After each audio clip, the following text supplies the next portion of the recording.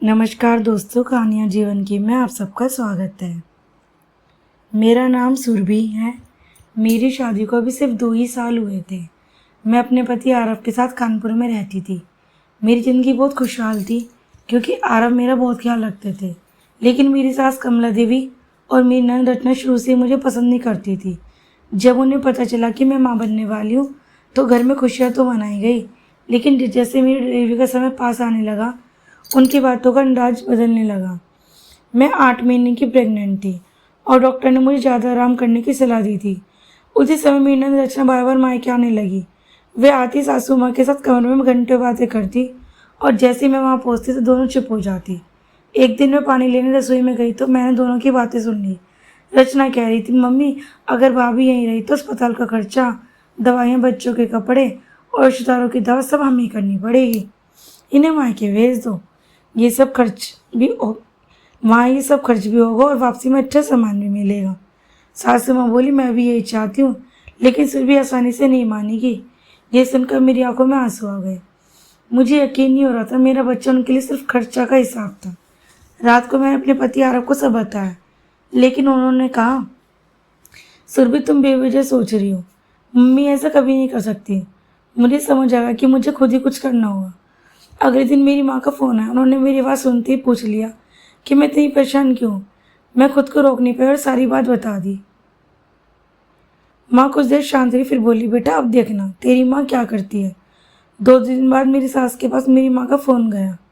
माँ ने बहुत प्यार से कहा, बहन जी आपने बहुत अच्छा सोचा कि सुरभि की डिलीवरी मायके में होगी।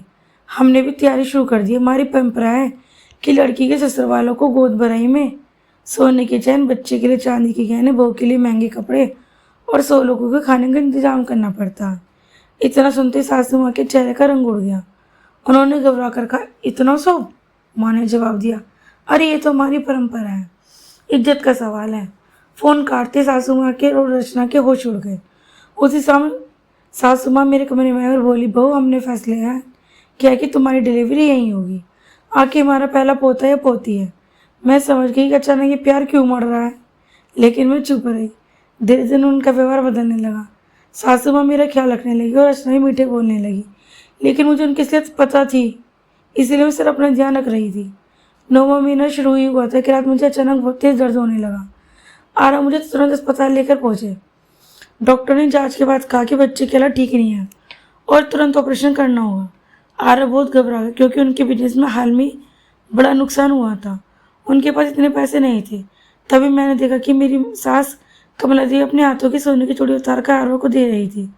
उन्होंने रोते हुए कहा, इन्हें बेच दो, लेकिन मेरी बहू और बच्चे को कुछ नहीं होना चाहिए।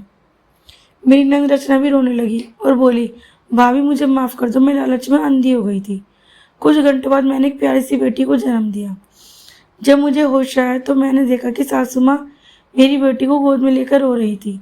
उन्होंने कहा, सुरभि हमने तुम्हारे साथ बहुत गलत सोचे, लेकिन भगवान ने हमारी गलती का एहसास करा दिया। मैं भी रो पड़ी। घर लौटने के बाद सब कुछ बदल चुका था। रचना अपनी भांजी से बहुत प्यार करने लगी और सासू माँ हर किसी से कहती थी, बहू को बोझ समझना सबसे बड़ी गलती होती है। कुछ महीनों बाद आरव का बिजनेस फिर से अच्छा चलने लगा। उन्होंने सबसे पहले माँ की गिरवी रखी गहने वापस छुड़वाए। एक दिन आरव ने मुझसे कहा, सुरभि मैं तुम्हारा साथ नहीं दे पाया, इसके लिए मुझे माफ़ कर दो। मैंने मुस्कुराकर, रिश्ते तब नहीं टूटते जब गलती होती है, रिश्ते तब टूटते हैं जब लोग अपनी गलती मानने से इनकार कर देते हैं। हमारी बेटी आरोही के पहले जन्मदिन का पर पूरा परिवार बहुत खुश था। जो लोग पहली बेटी की उम्मीद कर रहे थे वे मेरी बेटी पर प्यार लुटा रहे थे और मैंने अपनी बेटी को गोद में लेकर कहा, तू सिर्फ मेरी बेटी ही नहीं, मेरी ताकत है। तूने इस घर की सोच बदल दी। उस दिन मुझे एहसास हो कि कभी कभी एक औरत की सहनशीलता नहीं बल्कि उसकी समझदारी पूरे परिवार की सोच बदल देती है।